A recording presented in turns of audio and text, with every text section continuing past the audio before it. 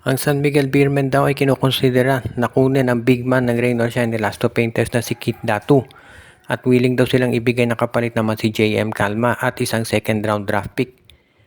Si Kit Datu ay palaging nai-injure at yan ang dahilan kung ba't kinukonsidera na raw ito ng Rain or Shine Elasto Painters na pwede nang i-trade. Kasama na rin actually itong si Luis Villegas. Yung dalawang big men kasi ng Rain or Shine palaging nai-injure, so iilang games pa lang natin actually nakita na ito si Villegas at si Kit Datu na naglaro ng sabay dito sa Rain or Shine.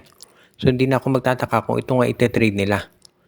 Sa ngayon, na San Miguel naman, kaya nila i-offer to si Calma at itong si second round draft pick.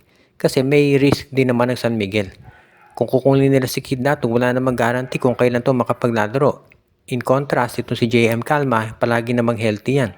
At alam natin na very capable to si Calma at yan ang dahilan kung ba't ito'y pupwede sa Rain or Shine. Yun nga lang, kung maging healthy si Kit Datu, ang laking bagay niyan para sa San Miguel dahil si Kit Datu ay 6'8 player.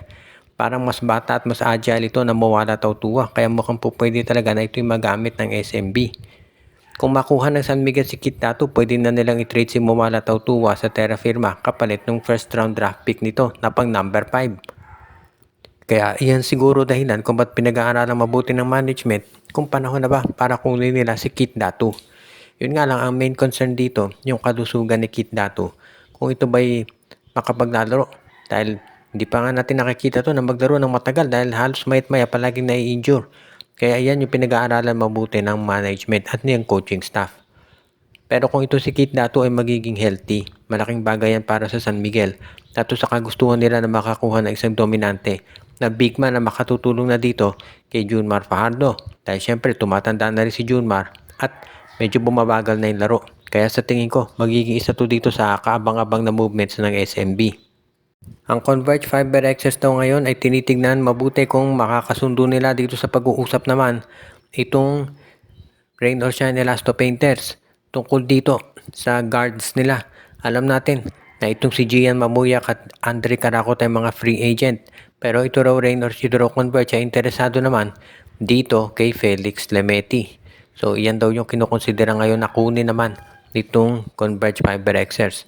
Willing daw ang Converge na i-trade itong si MJ Garcia para dito kay Lemeti at baka samahan nila ng second round draft pick. Kung makukuha ng Converge itong si Lemeti, yan yung magandang kapartner sa backcourt ni Mikey Williams. Pwede na itong si Mikey Williams mag-switch bilang shooting guard at itong si Lemeti yung point guard para makapag-focus na itong si Mikey sa scoring. Yan yung magandang magagawa talaga nitong pagdating ni Lemeti dito sa Converge Fiber Access. Mababawasan yung score, yung need na si Mikey mag-playmaking at magpo-focus na lang siya sa scoring. Kasama of course si Juan Gomez de Leaño. So yan yung maganda dito sa masasabi natin na pwedeng gawin ng Converge Fiber Access pagdating dito sa kanilang lineup. Ngayon naman kung ikaw itong Rain or Shine Elasto Painters, kinakailangan pag-isipan mong mabuti kung papayag ka sa ganitong trade. Dahil ito si Felix Lemeti, alam natin importanteng player yan para dito kay Coach Yeng Giao. Lalo na at walang kasiguraduhan kung makababalik pa nga itong si Andre Caraco at itong si itong si Muyak. Kaya nga itong si Coach Yeng Giao, marami kayong pinag-aaralan at pinag-iisipang mabuti kung kanya gagawin. Kaya itong si Coach Yeng Giao ngayon, maraming bagay yan na pinag-aaralan mabuti sigurado pagdating dito sa Rain or Shine Elasto Painters at kung kagustuhan nila na magkaroon ng mga bagong mga players. Kaya nga magiging maganda itong negosasyon na gagawin ng dalawang panig, sigurado yan.